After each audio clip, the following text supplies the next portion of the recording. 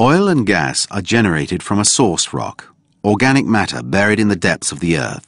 Once formed, they climb back towards the surface. On their way, cap rocks can impede their progress, and they accumulate in reservoir rocks. Here they constitute hydrocarbon fields, which can be identified by interpreting seismic data, a sort of echography. The data is obtained with the help of a seismic ship. To confirm the interpretations of seismic data, two types of drilling gear exist.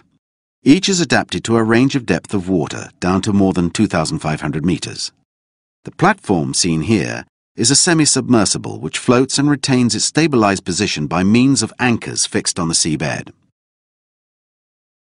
Platforms at sea are used not only for drilling but also for the production of hydrocarbons.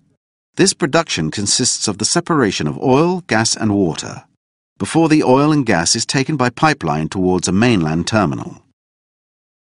Where it's impossible or too expensive to link the field to the coast by a pipeline, an FPSO ship is used, floating production storage and offloading barge. On board, the hydrocarbons and the water are separated. The oil is stored prior to being loaded on tankers and the gas is re-injected into the reservoir rocks. Gas from a field is taken to land through an underground gasoduct to a processing plant. There, if the gas is to be transported by sea, it's converted into liquid, obtained by cooling it down to -163 degrees Celsius.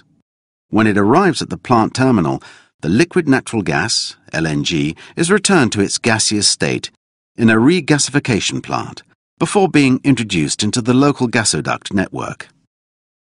The LNG is stored in tanks before regasification.